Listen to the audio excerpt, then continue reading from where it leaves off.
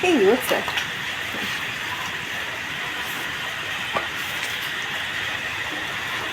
So I have already told you that my English is not very advanced. It's not even basic. It's intermediate. I rate myself 8 out of 10 for English, or 7 out of 10 in English. So I'm an intermediate English speaker. So I would like to enhance my vocabulary, expand my vocabulary, and deepen my knowledge about English and their meanings, English word meanings. So see, there is a difference. When you are a convent student, you're reading history in English, and civics in English, civil science, social science in English, geography in English, and that expands your vocabulary from the childhood. And whenever you are a child, especially toddler, you're associating the visual stimuli, you're associating all sense stimuli directly to the words.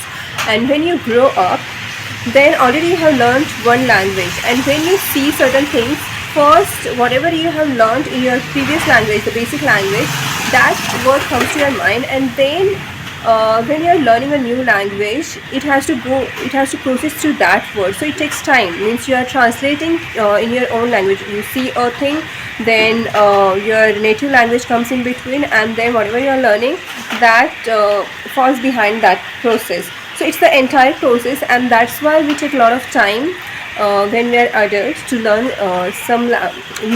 to learn a new language. Because of this process, it is elongated. And when you are a child, a toddler especially, means you are very rapid, means your brain is developing, you are very sensitive, you are very perceiving, and there is no one to judge you, because you are a child, you are learning, so no one usually judges you. And the child, when it is under very stressful and forceful situation, you will see that child doesn't learn language very fast. So when you grow up, there are so many social conditionings. You are laughed at, you are judged on the basis of your language and appearance, behavior, clothes, and all these things. So there is a lot of fear in your mind what to do, and that takes a time, that process takes a time. And when you are learning a new language, it has to go through the previous native language rather than directly associating the sense stimulus to the word, that new word that you are learning from the new language. So that's why it is a lengthy process. So I would like to enhance my and expand my English vocabulary. Also, I'm learning Pali language. For a week it was off. I don't know why I took off. I don't like to take off. I would like to be persistent.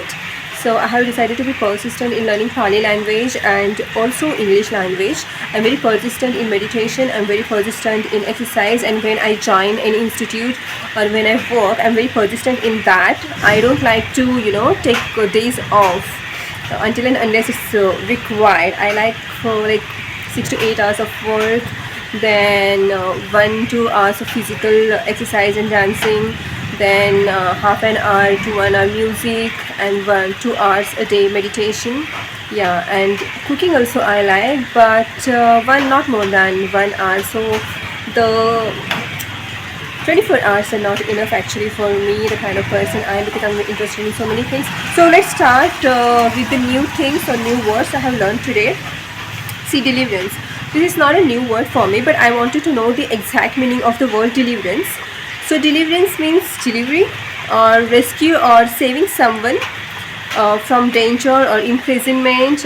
Yeah, that's a rescue. Deliverance is similar to rescue. Okay, so then flustered.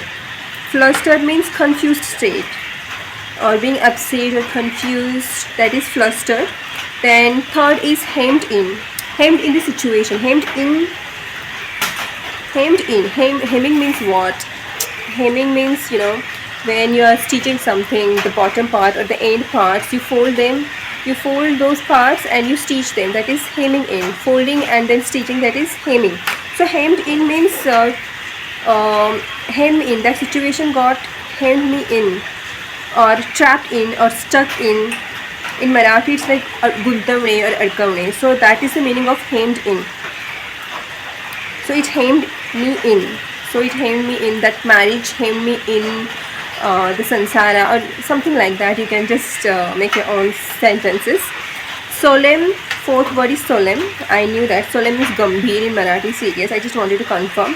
So it is dignified, gambhir, holy, chaste, deep, earnest, and grave. That's the meaning of the solemn. Then immediately we know what is that. So I was taught in my school days, high school days. It's mainly high school days, because in school days we were not taught English. It was all in Marathi. So I got confused whether it's immediately or immediately. So I think it's a British. Immediately is British, I think, and immediately is American. Just let me know if I'm correct or incorrect. But immediately, I'm gonna pronounce it immediately, not immediately. I used to pronounce immediately. I'm gonna pronounce it as immediately. Immediately. Then next is dismounted. I know dismounted means uttarne, or climb down, or to get down. But I really like it's like a new word for me, dismounted, though I didn't need to find it out. Dismounted. The prince dismounted the horse. Horse. I think British is horse and American is horse. Demeanor means attitude, acharan in Marathi. Attitude. The way you look, the way you behave is your demeanor. Then hoofs, tiptoe. I'm going to add some pictures. What does it mean? Hoofs. Hoof is a singular form and plural form is hooves. Hooves. Hooves means plural form.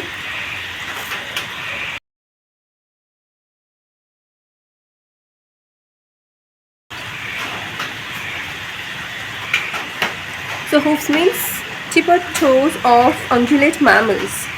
Tiptoes of ungulate mammals like horse, elephant, deer.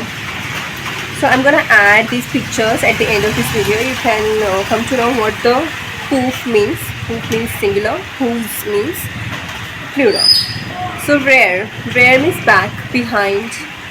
Straggling means to wander off from the routine course or from the group of the people or animals. Straggling means stray or to wander from the straight course.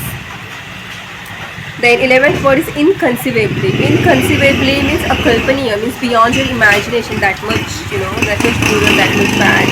Inconceivably means here it is life is inconceivably precious. Inconceivably means beyond imagination. In Marathi it is akalpaniya, beyond imagination.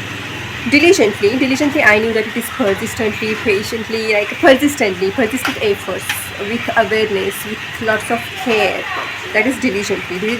Continuously, persistently, but with lots of care and attention or focus added to the efforts, persistent efforts. That is diligently, and we use it in Goenka Guruji always says persistently, patiently, diligently. You practice it persistently, diligently, patiently, persistently. So I know this word diligently.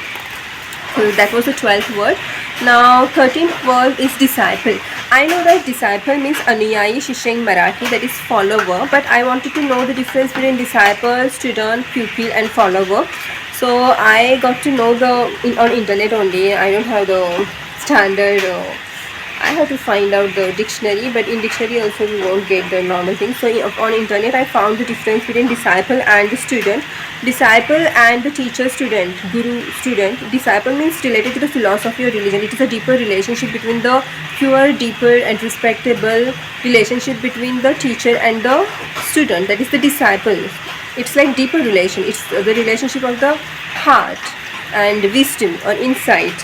That is the relationship between the disciple and the teacher or guru, not exactly teacher, guru. And it's related to philosophy and religion. It has got a deeper meaning because the disciple is interested in experiencing things, tasting things, sensing things, or beyond going that thing, experiencing the states or things. So that is the disciple. And student means intellectual knowledge, and the university students, pupils, it's the same thing. Pupils and students, almost the same thing. Pupil means to take care of a doll or a baby under supervision. That is the pupil. So it's like a student and pupil are the same. And the student and the teacher relationship is of the brain, and disciple and the teacher guru's relationship is very pure, moral, wisdom, insight, and deeper. In terms of the heart and the soul, you can say. So that was all about the vocabulary today. I learned from this storybook. I wish I was from the convent school. Tomorrow I'll make a video whether you should admit your children to English medium or convent schools, or Marathi medium school, or your native language, local language schools. Um, it's my opinion. I like to express my opinions. I'm a very opinionated person. Means I want to share the way I look at the things, I look at life and the people. I would like to share, and I like to, mainly I like to articulate the things and present it to the people. And obviously not negative people, because I just stay away from such negative vibes, because I have to live, and I have to live a healthy, happy life. So this is only for the people who are really understanding, mature and insightful, and who want to learn things every day, something new they want to learn every day. They want to improve upon themselves, whatever mistakes they have done, they want to improve, they want to work upon themselves, be it their mind, skill, behavior. So I'm from one of them, and I like the people like me. I can't stand people who are opposite of me. So always people say that opposites attract, but to me, similar people, similar minded people, the people who have similar behavior and interests, they attract each other, and they stay with each other for a lifetime or even beyond. So that's my ideology, and I feel if I had a child, or even I could turn back the hands of the clock, or means if I could, yeah, that poetic line, I do have that song. If I could turn back the clock, yeah, I would like to be from the convent English medium school, because it makes a lot of difference. I will speak even more confidently, and especially in my beginning days, though I was not very, I didn't have a huge complex, but I was like hesitant. And I had to choose people cautiously who could help me in improving my articulation, and who would not laugh at me sarcastically, or who would not insult me. And in MBBS days, I got a very good friend who was from convent medium, and she never laughed at me, and she used to correct me, but I thought that her pronunciations were more of the American style. Like, she was like, don't say power. She said, call it power, call it power. She was like that, and she was really good and calm. So I'm very grateful to the people who helped me to improve my articulation, and who helped me overall in my education and in my life. So I'm very, very grateful to them, though I'm not in contact with them, but definitely in those moments, at those stages, they helped me a lot, and I'm very grateful to them. So always don't laugh at the people who are learning something new. Yes, I laugh at the people who are mean to me. That's how I am. That's my personality. And so, like, I like to, you know, I love to give justice to the people, because I don't like the people who insult others and are abusive or violent to the other people.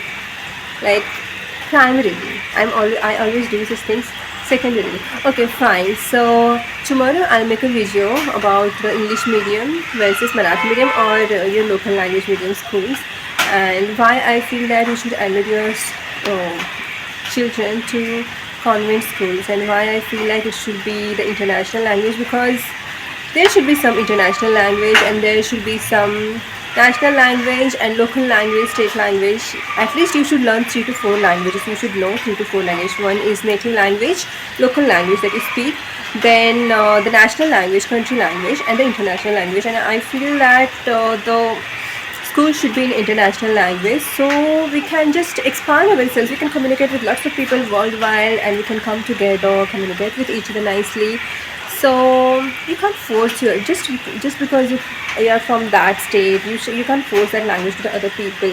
So right now, in the ancient times, whatever, recent history time, the British people ruled, and that's why English is worldwide. So let it be international language. Why the people have any issues? Though I find Sanskrit, Marathi are very, systemic languages, more scientific and more clear, not confused pronunciations and all. Very, very scientific language. But you can't force such languages onto the people, because anyways English has already become a language, and so many inventions, for example biology, so many inventions occurred in the Latin Greek side. So those words were taken and modified in English language. So whatever is currently happening, most of the people knowing, just let it go and let it expand. Like, don't force your language onto the people like it should be international language. It's okay, people know English language worldwide, and I feel you should learn it. And I feel expanded when I become famous or when I am known by many people. I feel expanded and I like that feeling. But unfortunately, it it irritates some jealous people, and it evokes jealousy in them, and it's very negative, and they plot against you, they plot against your image. I'm not very afraid of image because I have nothing to hide, I don't have anything. I don't have any criminal activity to hide as such, like grave criminal activity, as if I have killed someone, I have pulled someone down in their career primarily, or abused someone primarily. So I'm not very afraid of anything that is exposed. In fact, if I'm exposed, people will be very, very happy to see what kind of person I am. So that's all. Oh, what I was talking and where I went. Okay, let it be. So I like the feeling of expansion, and that's why I like the huge house, huge space. I feel expanded when I'm in a spacious house, in a spacious room, in a clean room, and spacious sky when I look at, in a spacious deep ocean I look at. I feel expanded, and I feel expanded when I'm understood by so many people, and that's why when I speak English language, I feel expanded automatically and naturally, because it is understood by many and I can communicate with so many people, and that's why I'm working upon it, because I'm not educated in this thing, in this medium, in English medium. But definitely my English is not bad. I rate myself as an intermediate speaker. Okay, so enough for today. Good night. Bye.